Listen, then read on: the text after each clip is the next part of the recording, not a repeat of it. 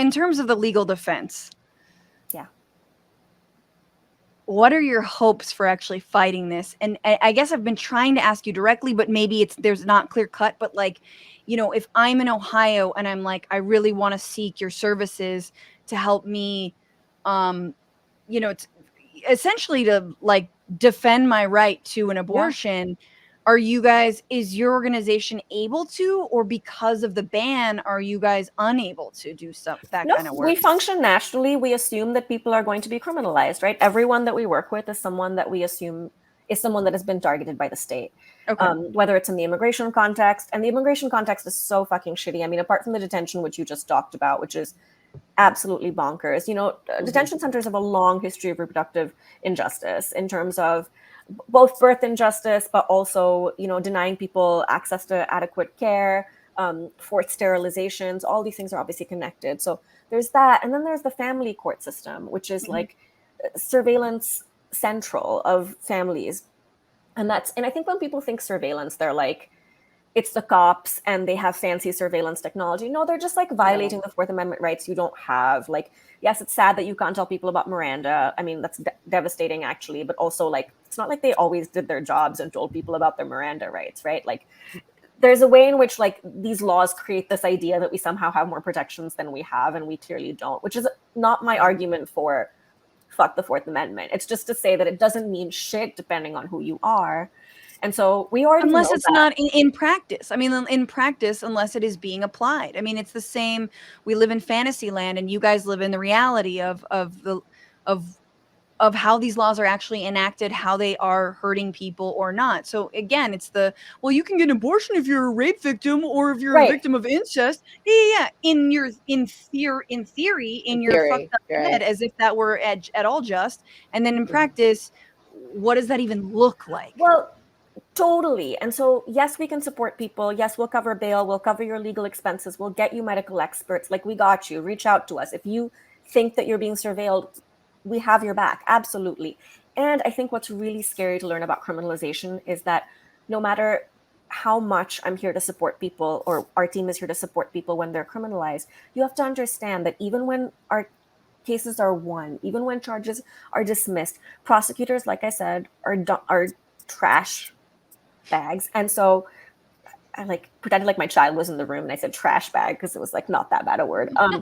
Like trash bags. And so really it doesn't even matter once you've charged someone with a homicide, which is what many of our clients are charged with because they allege that it's a live birth.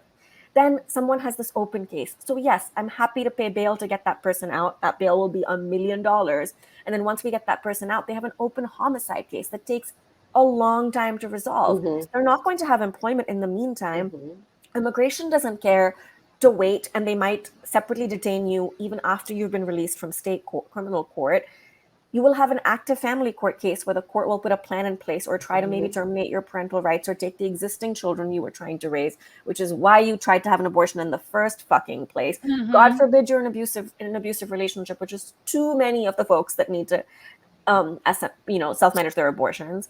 After all of that trauma is done, and you've been arrested, and you spent days in jail being shackled after maybe a stillbirth where you've experienced a pregnancy loss for a wanted pregnancy. I mean, like, how many layers of trauma are there? But let's say you're released, and let's say we get you the medical experts that you want. And again, I'm proud of our work, and it's important work. But by the time we get to trial, if the media hasn't ruined your fucking life, replicated the state's argument over and over again, said things like you're a drug-using pregnant baby killer or whatever bullshit the state accuses you of, the media just replicates that. So now you're in culture. If you had a personal situation where your family didn't support your pregnancy or you felt afraid to tell your family, well, now everybody knows you've lost your relationship with your family, maybe your church or whatever. People have had to move. I mean, by the end of it, and then you get convicted and you serve time maybe, and then we win an appeal. Like, that is years of ruining someone's life. Like, what is, I don't even know. It's just, so yes, we're here to support people. And also I think what's really important to realize is that like, we have a culture that hates pregnant people. And it's really scary. Like, pregnant people don't get to have feelings. They don't get to have struggles. Like, there's a case in New York where this pregnant person gets into a car accident. She's, exonerated of the charges with relation to like the people she accidentally killed in the car accident because it's considered an accident. But what she is convicted of is the loss of her fetus, which was for a wanted pregnancy. And so really, what's the next step, right? Like, are you walking That's in on New black ice? York? Right, in Staten Island. So if you're walking on black ice, like you weren't careful enough as a pregnant person, that's the same argument. Like you weren't careful enough when you were driving, even though we knew it was an accident. But it doesn't matter. These things don't go together. It's just evil. Clearly, I God could damn. talk about this I'm forever. so glad there's no black ice in Los Angeles and I don't walk. So there you go. Done. I'm safe.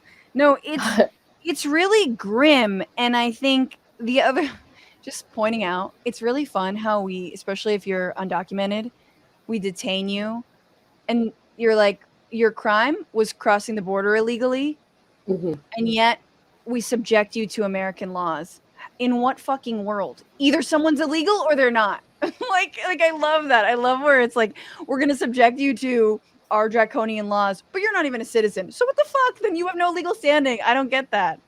We just love incarceration. It's so fun, That's Since exactly since slavery has been abolished, we got to keep that incarceration industrial complex going. So, Rafa, if the federal government, the Biden administration has said they want to support and bolster attorneys working specifically to help abortion seekers and defend them from any kind of backlash or lawsuits.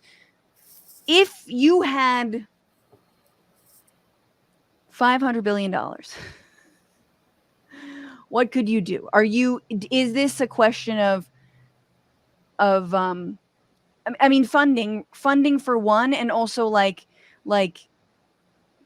can we mount a defense here? And could we even mount an offense? But yeah, I guess I just wanted to ask you about like resources you're getting, resources you're not getting. I mean, I guess I want to be able to think that my imagination is bigger than putting lawyers to resolve the problem of bodily autonomy and control. Does that make sense? I think that Absolutely. Obviously I'm out here saying I want to give money to lawyers as they fund people, right? Like I'm doing this work, and at the same time I am telling you that we will not either like mutual aid our way out of this situation, or we will not like where is this bank of lawyers? Like I guess like and I thought you knew. I mean that's the problem. I think that the problem is that probably the federal government is relying on local organizations and service providers that they haven't listened to for a long time to resolve issues that we have all been trying to resolve the best that we can, and it's incredible. And absolutely, it's meant that we have incredible resources and infrastructures like abortion funds. It's not to discount their work. It's to say, absolutely, you figured out something incredible in the face of inhumanity. And also the problem is like, you got it's like honest. I mean, it's like a tactic to be like, let's disseminate this. Let's keep people really busy with prosecutions, right? Yes. That's why they prosecute so much shit Yes. all the time. Like, That's yes, it's strategy. important to fight those things one-on-one, right? Like, again, former public defender, understand the value of fighting an individual case. And also we need to imagine something way bigger than this one-on-one sort of fight, if that makes sense. Yeah, and I'm assuming Biden's not necessarily offering that framework for justice. Yeah, I mean, I think this administration is definitely weak when it comes to repro. Yeah. Rafa Zidvai, thank you so much for being here. Everybody, please check out and support and donate to If When How's Legal Defense Fund and all the amazing work and the attorneys who are out there who are trying to do no harm. In fact, help. And yeah, and thank you. Is there anything you want to add before we say goodbye?